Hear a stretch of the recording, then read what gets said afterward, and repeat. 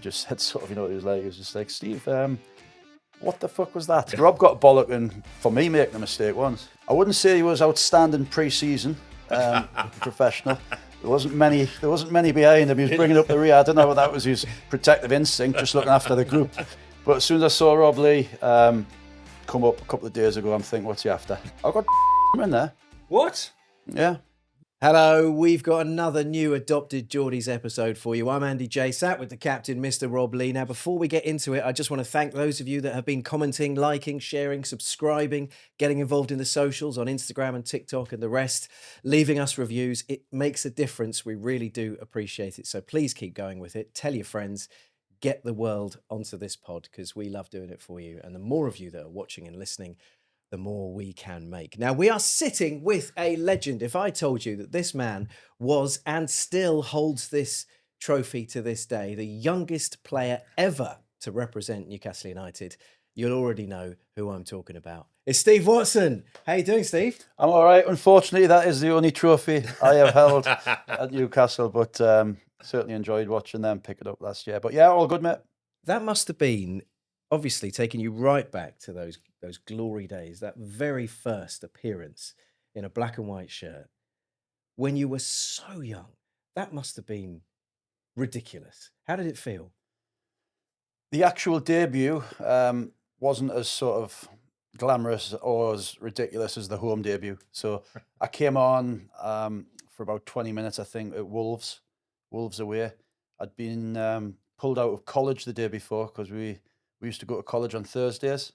So I got pulled out of college on Thursday to train with the first team and then to travel.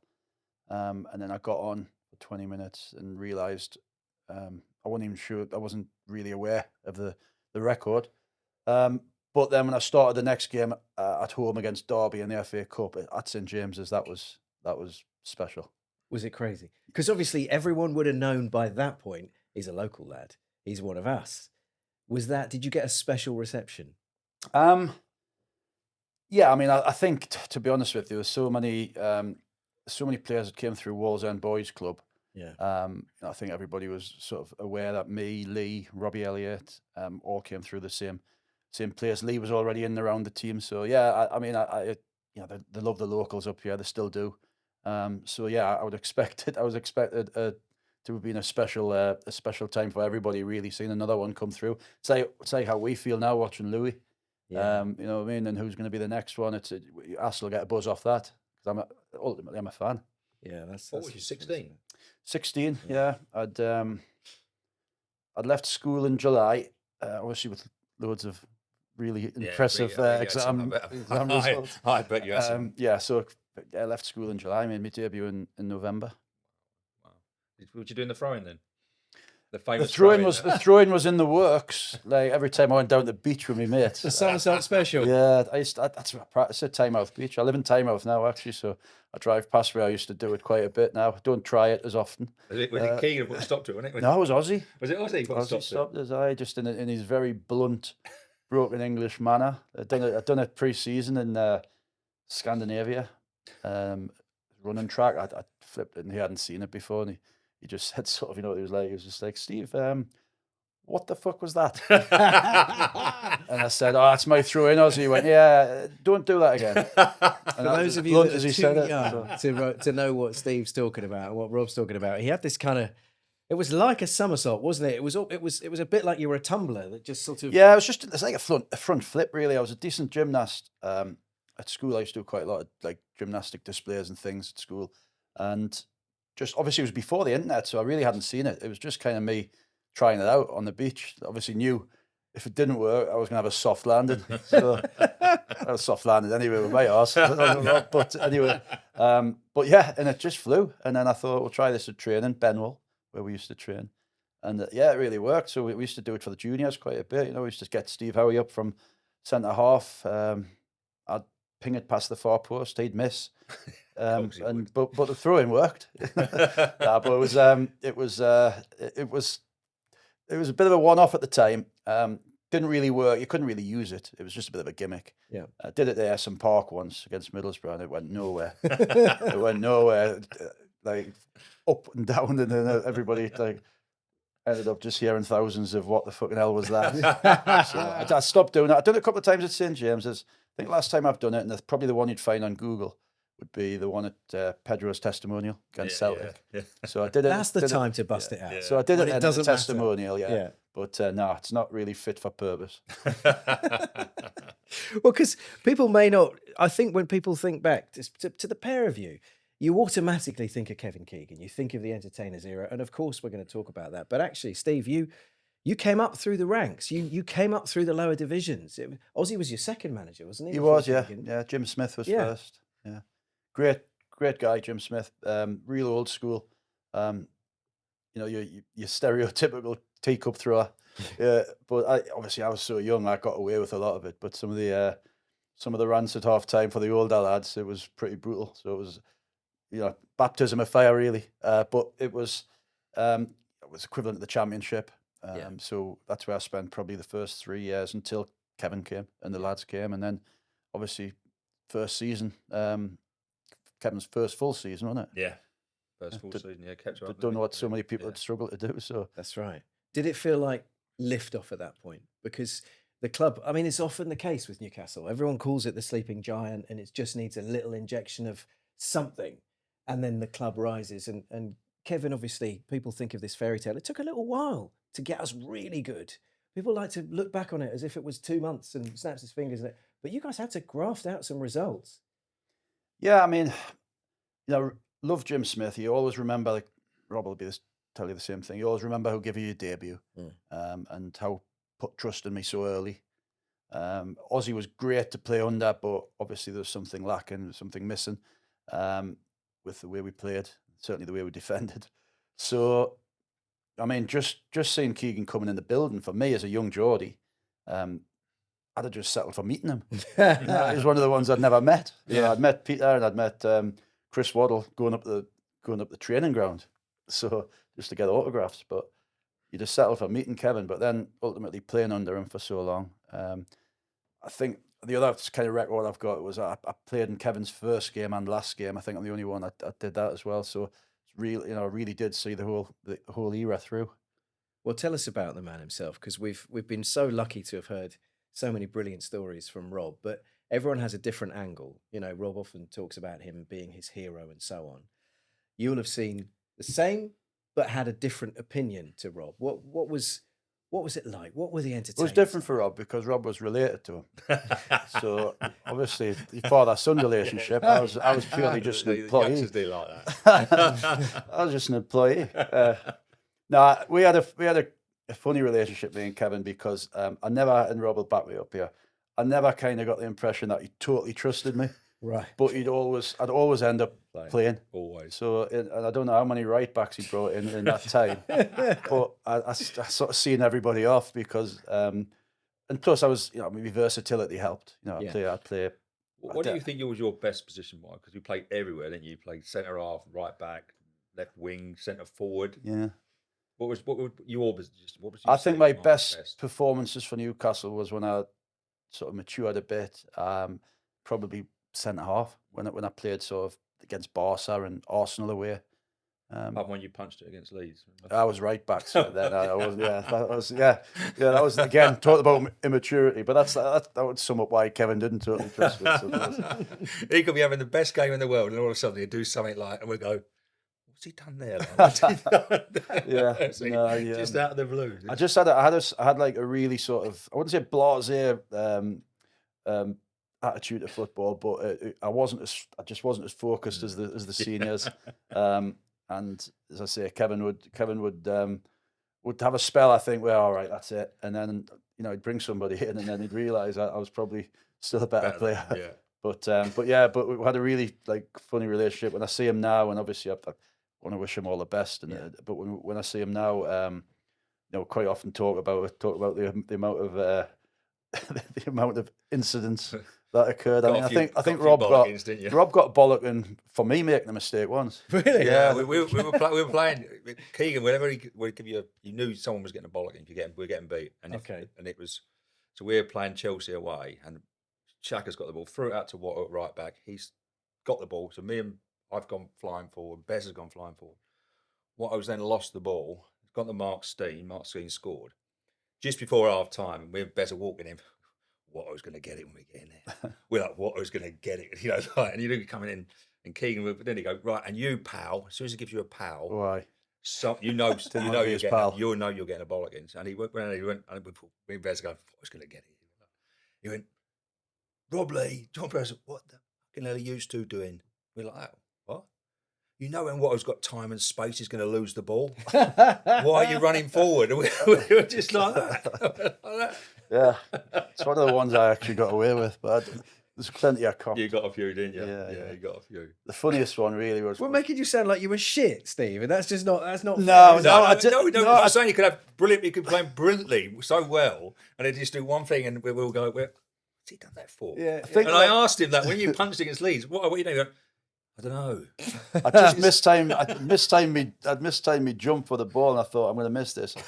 So I'll punch him. See if I can get away with this. Yeah, see if I can. But as I say, I signed a mature ad, and unfortunately, it was more probably when Kenny was manager that I played my best football. I got in the England squad. So yeah, and it was probably as a centre half and playing alongside Philippe or Darren Peacock or Steve Howie. But yeah, they were my best. I think my best game I ever played was against Arsenal away. We won 1-0. Robbie scored a header. He did, yeah. But playing against Bergkamp and Wright, kept a clean sheet. Brilliant. You know, and I just think that was kind of 24-year-old, and I think that was kind of when I'd hit my best form. But that was kind of after Kevin. But Kevin's still, obviously, you look back at your time, that era, it's still the best time you've had in football by a mile, you know. Well, how much do you live that every day? How much do you kind of, you know, I always get the impression with Rob, he wakes up in the morning, he looks in the mirror and he looks at an entertainer staring back at him. He's like, hello, son. Hello, son. Still got it. Do you have that? Do you think every day, do you think I was part of that really special time? Yeah, I think so. And I think, obviously, you're still really revered for it with Newcastle fans, but I'm really enjoying being a fan again, and I'm really enjoying this era.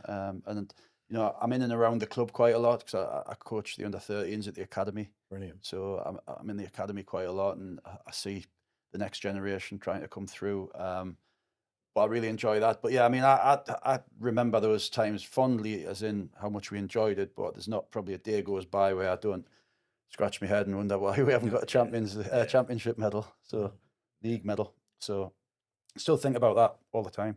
Do you? Like with regret, because it weighs on him a bit. Regret, yes. I mean, still frustration. Yeah. Still frustration as much as regret, but yeah, I mean, as I say, special times, loads of special memories, loads of hilarious anecdotes. And, so yeah, no. Well, I'm going to ask you something, Steve, that I've never asked any of our guests before, and I think it's a really important question. Rob Lee, whenever we have someone on, always manages to stitch them up somehow with some story of some other. He's been trying to do it to you since you were up. Can you stitch Rob up for us? Give us something about Rob. Well, Rob introduced me. You're not even pausing, Rob. No. Rob introduced only because I spoke about it to somebody a couple of days ago when Rob first asked me. I said I'm doing a podcast with Rob Lee. Rob introduced us to the concept of itemising the bill in a restaurant. So never seen that before. So I've got a lot to thank Rob for. We'd be going out with 20 players, and the bill would come and would say, "Listen, stick 50 quid in each." And Rob would be sitting there saying, hold on a second. I've only had a lasagna and 3 Budweisers here. No way I'm sticking 50 quid in. So yeah, and I think a lot of the stories revolving around that side of Rob would probably be very popular. Probably very popular, yeah. All youngsters He's calling you Tyke, Rob. Yeah, youngsters used to pick on me. Him, Clarkey, Robbie Elliott. Steve all picking on me, they were. Did you learn much from Rob? Yeah, I mean, joking aside, he was a top pro. I wouldn't say he was outstanding pre-season professional. There wasn't many behind him. He was bringing up the rear. I don't know whether that was his protective instinct, just looking after the group. But him and Alan, and then Coley was another one, wasn't he? Yeah. Coley. I think Rob just liked to keep people company. So Coley and Alan were just kind of bringing up the rear with Rob. So apart from pre-season, but no, listen, he was outstanding. He was outstanding on the pitch. He was fantastic off the pitch. I'd back up the argument. He's been Newcastle's best ever pound for pound signing. That's what we've been saying. He told you to say that, didn't he? I've seen you. No, text messages. we don't talk. No, We don't talk that often. But as soon as I saw Rob Lee come up a couple of days ago, I'm thinking, what's he after? No way, he's just phoned for a little social catch up. Just checking in. Reminisce on old times. Honestly. Oh, it's what it's there for. Steve, put us on the field with you. Let's say we're right deep in the entertainers era. So before you're playing your best football under Kenny Dalglish, but right in the thick of it, your Janola's on the pitch, your Peter Beardsley's, Tino's there. And you're on the pitch as a Geordie. You've done your time getting through the ranks, your Aussies and so on, Jim Smiths. But now you're established, that you've got your own chant. Were you the most cocky local ever? Did you just have this swagger about you? It was like, yeah, I play for fucking Newcastle. You know. I don't know. You'd have to ask other people. I didn't think so. You go red. To be honest with you, I was full, like I was just kind of, and this is where I struggle to where the lines cross. But I was just full of fun, wasn't I? Like I just loved it. I just enjoyed the whole era. Probably too much. But I don't think I ever saw Watto down. You know what I mean? Yeah. Even if we signed 3 right backs and he's playing right back, I don't think I ever saw him. He was always laughing and joking and doing something. I mean, like I was. I enjoyed entertaining, as in off the pitch as well. But no, just as a player, I think the way I kind of played. I think me and Bez, although we're not going to take the credit for being, but I kind of think that was kind of the first era of fullbacks really attacking. Yeah. And I think if you look at some of the goals I scored from fullback, I think that kind of was encouraged by Kevin. Just like go and beat them. So I think like we had the freedom to go and play like that. And then you'd have poor Darren Peacock standing on his own at the back shouting, "Where's everybody gone?" And doing his hair. David Batty trying to dig in and help him. But no, I just think it was encouraged, and I just think the whole era was just to be enjoyed. And as I say, I think that was one of our strengths as a squad. We loved each other. We loved we'd run through brick walls for each other on the pitch, but we'd socialise together. You'd go and I hear teams now having Christmas parties where there's 5 players going to Dublin, right. And I'm thinking we didn't do anything where everybody wasn't all in. Even the staff, Ray Thompson, Derek Wright, Kip Man, he was. It was all just a big family. We always did it in Newcastle, didn't we? Always. Yeah, we didn't need to go anywhere else, did we? No. Why would you want? We went to Cyprus. I was saying that Rob wasn't allowed to go to Cyprus a couple of times. Yeah, so the end of season trips to Cyprus, he won't have any tails on. I'd go down to London for that. I'd get myself home. He didn't see Philippe dive into a 5-foot pool, not realising how deep it was. Claret everywhere. Oh yeah, it's claret everywhere. Yeah. Really? Yeah, he didn't see Philippe, but 2 weeks after having a cruciate operation, spinning around a pool on Nissy Beach. You missed all that, Rob. Missed all that, see? One of the things that Rob has never been able to lift the lid on, and I thought he was taking the mick when I first asked him, and he was like, "No, I never went." Tino's parties. Yeah, to be honest with you, I only went to one. That was enough. Thought, yeah, it wasn't. Considering for me to say that, he probably realised how wild it was. He came in after his first party, didn't he, with his hand bandaged up? Yeah. So he punched a window through, I think, because somebody put the wrong song on or something like that. So yeah, no, it was more of a danger. Stay clear of them. Stay clear of them. What were we talking? How wild did we talk? Was it just loads of booze, or I think he just used to send an open invite to everybody that was in the nightclub. So anybody could have went back. Really, it wasn't an invitation party. It was kind of like anybody that was happened to be in the vicinity come back to Tino's. Just didn't enjoy the night ending. I don't think. I think that's the best way of putting it. Amazing. What a guy. We used to go and get them on a Sunday, because Sunday was it's a big day in the Northeast. Sunday, it's a big drinking day in the Northeast. So we used to go and drag Tino out of bed with his Looney Tune night dress on, like Scrooge, and take his interpreter. Yeah, take his interpreter. But we used to this has just summed up that era really. So we used to take him. Our local at the time, Wallsend, was a place called the Rising Sun. Just to end up having the game of pool on a Sunday afternoon with all the regulars, and 5 or 6 of the other lads would come along. Philippe would come along, and before you know it, you've got half the Newcastle entertainers squad playing killer pool on a Sunday afternoon with all the regulars from Wallsend with then word gets round, and when you leave the pub to get a taxi into town, it's an autograph fest, isn't it? But it was just that, and that's what the squad was like. It just used to.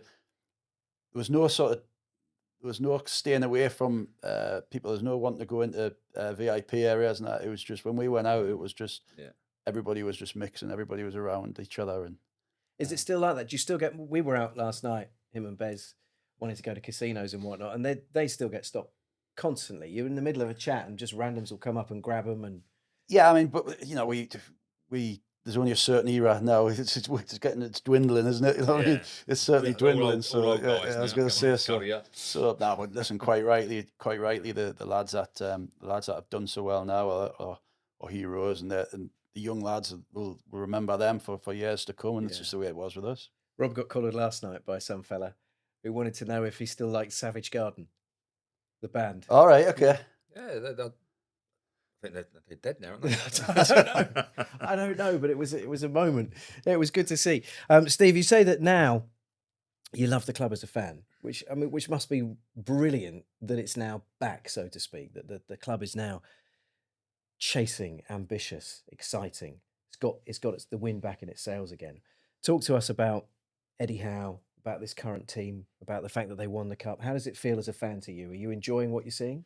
Yeah, they're great, and when they're front foot and they're really going after teams, they're really impressive. And that's where that's been kind of his mark since he came. I think just front foot football, aggressive pressing, all action, all energy. I think he's just done fantastically well, and for me and they'll tell you Rob will be in there as well. The Wembley weekend. It just felt like a relief. Just it's been coming. We tried our best. We couldn't quite get there, but like the relief after it. I was lucky enough to take my son to the game, and it was just tears. Straight after the game, because it almost felt like that's been coming for. And there's been ups and downs, and there's been good seasons. There's been some lows, but this felt like there was something special happening, and just the fact that you're so impressive over the two legs against Arsenal. Yeah. You know what I mean? So to keep a couple of clean sheets against Arsenal, you just think there's something happening. And the final itself was kind of like, it wasn't anywhere near like a fluke. We completely and utterly deserved it. We didn't nick it. We were outstanding on the day. Everybody stood up. Just a bit of a fairy tale to see Dan get the first. Yeah. You know what I mean? Yeah. As I say, it's been special. Just fully enjoying it now. Yeah. Absolutely. How much contact do you have with Eddie and the coaches around? If you're working with the under-13s for the club, how much do you see what they're doing in training and talk to Eddie? Not much, to be honest. Not much. They're separate training grounds. Very rarely get up there when I'm not at the academy. I'm obviously managing Darlow, so don't see much of them at all. I've probably bumped into. I went up the training ground once, but there was an international break, so they weren't sort of preparing for any games in particular. They were just topping up. So I got in around staff then, but apart from then, it's just if I see them at an under-21 game, or even see them sort of knocking around. There's a couple of them live in Jesmond, so but no, they're very much focused on what they do, and quite private with it. So no, they've been it's great being back and around it, but I wouldn't spend much time at the top end. If you could take anyone from the current squad for your Darlow team, who are you taking? Good question. Yeah, it's a good question. I'd take Louis. Would you? Yeah. Is that take 10 years of him, 20 years of him? A 20-year contract. No, I just think he's been outstanding, and most of our squad at Darlow, and it's kind of by design in a way, because we don't pay enough money to go and recruit people from the south, because we haven't got club houses. We don't pay the money that they can come and live up here, move up here, because we're part time. So we've got a really kind of local, apart from maybe 3 Yorkshire lads, we've got a very northeast based squad at Darlow. So Dan or Louis would fit in great. In fact, Dan's already been there, hasn't he? Yeah. Well, there you go. Dan was there. But if you're taking Louis, what position are you playing him in? Because we were having a ding dong about this last night. What slot is he taking in your squad? Yeah, he's not only broke most of the records for the young, but he's also getting himself around the pitch now. Yeah. If he comes on at Anfield up front, if he comes on and scores a winner at Anfield up front, I'd say I've lost all my credit now. I think he's done admirably well at right back. I worried that when they played Man City, you know, he might get found out a little bit, but he seems to just take everything in his stride. Yeah. But no, I do think he's a centre mid.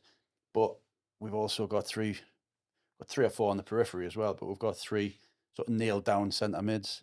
So it's good for Louis. It's similar to me. You know, if I couldn't get in to the team in a position, it's not like I had to be dropped. You know, you'd always be able to stick me somewhere else.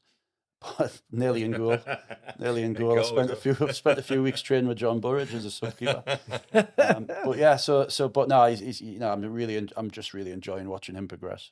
It's a brilliant thing to behold, isn't it? There's a question I'm desperate to ask you, because he showed me a lineup on the train yesterday. You guys against Heerenveen, I think it was, wasn't it? Yeah, Heerenveen, yeah. Yeah. Do you want to show him the team and just see if he can explain it? Well, I can probably name it, I think. All right. We if you can work out who's playing where from the following starting 11 that actually started the game against Heerenveen, we would be very impressed.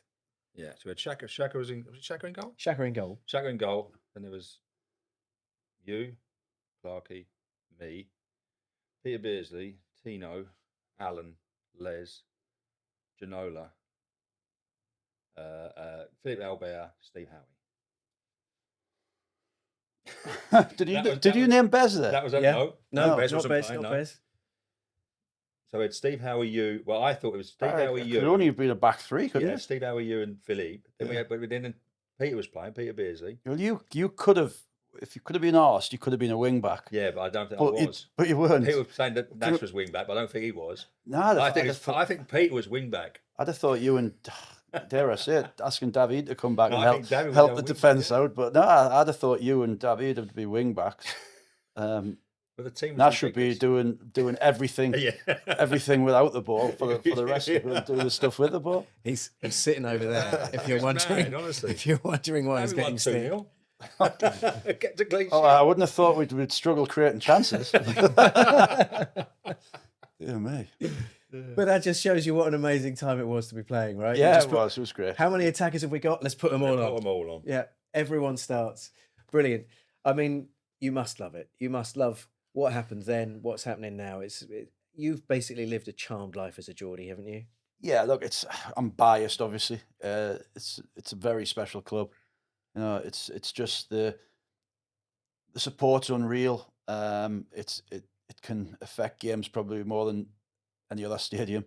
And you know, even talking about moving grounds, you know, I really don't like the sound of.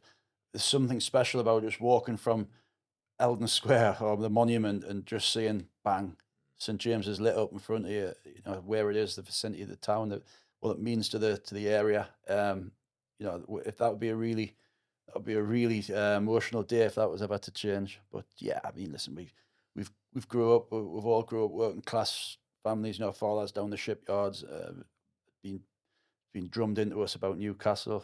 Love of Newcastle, hatred of Sunderland. It's just ingrained in us, and it's just a special club. I love it. Steve, it's been a pleasure having you on. Rob always has a last question that he likes to ask. So I'll give you the last word again, Mr. Lee. Oh yeah, all it is, Wallow. And my son plays for Wrexham, so obviously we look at in his phone book and his phone, who's got the most famous person in your phone book. I've got Ant and Deck. My son's got Ryan Reynolds. Yeah, that's a tough one to beat. Yeah, that's a tough one to beat, isn't it? He's going to say Who's the most famous person in your phone book? You don't actually look, as long as you've got that number in your book. I've got Donald Trump in there. What? Yeah. No, It's not his actual number, but I tried to impress people. There you go. There you go. I would actually believe he had. I would believe he had Donald Trump's number. There'd be some story of how he got it. No, it would be similar to yours, I think. It would be similar to yours. Geordies, yeah. Fair play. Steve, thank you so much. What a pleasure. You're Reminiscing welcome. and Yeah. catching up. Really appreciate it. You've been with Adopted Geordies, Andy Jaye, Rob Lee, Steve Watson. Thank you for your company today. Please share, follow, like, subscribe, review, react. Follow us on socials, and we'll be back very soon with another.